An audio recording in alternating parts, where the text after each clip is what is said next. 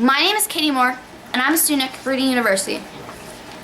I'm taking a class called Introduction to Mass Communication, where I'm studying how to be a responsible producer. For this website project, I'm stepping into the role of a responsible producer and working with a team to educate audiences about the Birmingham and Baltimore riots. In this video, I'd like to talk with you about how the Birmingham and Baltimore riots were covered, along with the differences and similarities, and also some other facts. Before I knew what media really was, all I really thought it was just the internet and just mainly people sharing things. I never really thought there would be a whole system to everything else, to where there is actually a key amount of elements that you have to follow.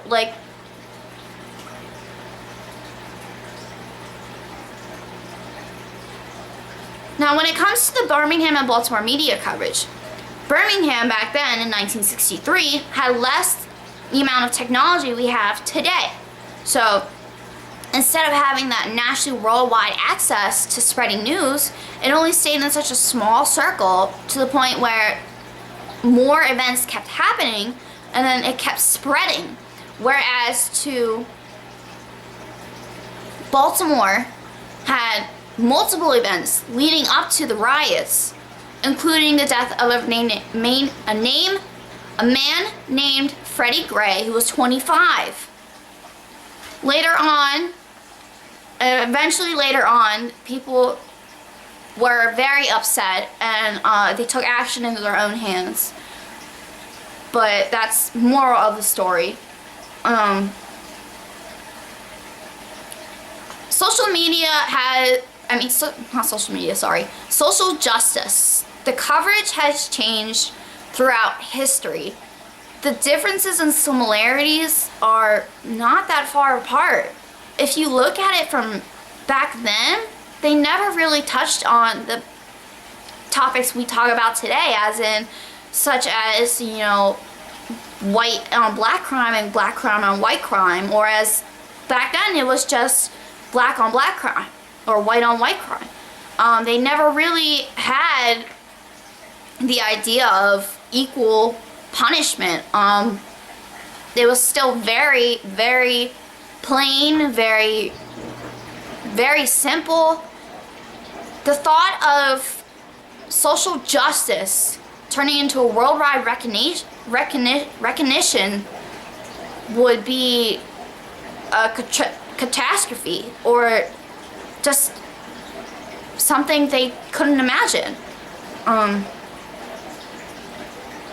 Something I might do differently with the coverage is that I would go more in depth with why they were protesting over Freddie Gray's death. I understand why they were upset and angry, but a protest?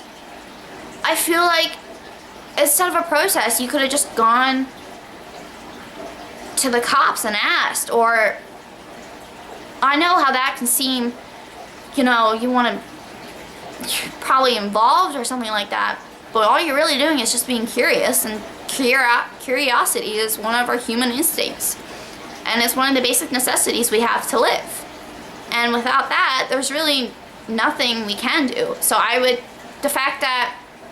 change the more of in depth about how Freddie Gray actually, what was his purpose of that protest.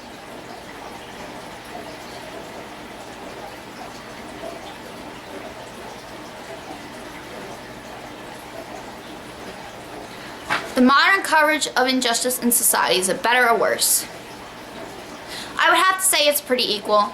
There are definitely a lot of things they could work on, such as the amount of good news versus the bad news. There is definitely a lot of coverage on the world disasters, the shootings, bank robbings, but what about all the other things? What about a boy getting cured of cancer, or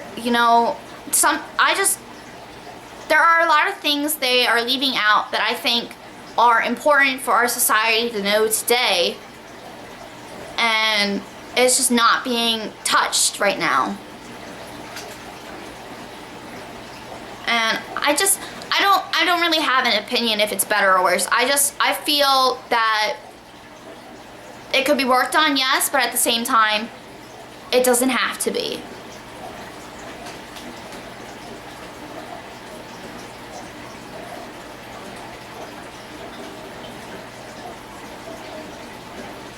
The leadership elements I'm productive with would have to be that I am very determined. If I want something done, I'll get it done. I don't gallywag to the very last minute. If I want it done, and if I want it done right, I do it myself. I'm very straightforward with people. You know, if I don't like something, I will say it. But if it comes down to a situation where it's race involved, I don't get involved. I feel that if it's none of my business, then it doesn't affect me. I feel that everyone has the right to know about everything.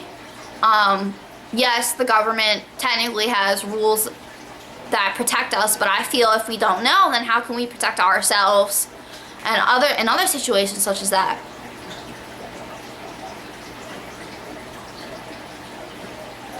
You know, the effective media leadership and coverage. You need to be precise. You definitely need to be on point with everything. You need to be a good note taker. You need to have good sources. You need to have the persuasion that people will believe your story. You need to tell the truth, and that's what you are doing that's what you're doing basically as a media producer. You are telling the truth of an event through television, the internet, through the news, through Google, through any way you can of expression. That's how you're getting the truth out. Can you get in trouble time to time? Yes, that's true. But in any way you can, you do have the freedom of expression, so use it.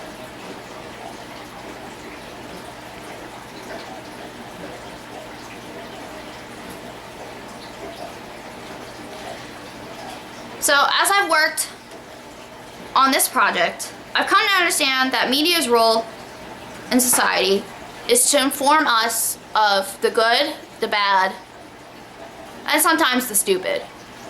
But it's also their job to give us our voice. They give us our voice. They basically speak our opinion louder than we can. There's a point in everyone's life where if you want something to be said or done, you know, social media will definitely blow it out. But to the point where I have learned that social media in our society is a beyond breaking point in advanced technology that's just going to keep going and going and going for the next generations. It's just going to keep evolving, and that's what's going to keep basically everyone on their toes. Okay. And that is my audio story, so thanks for watching.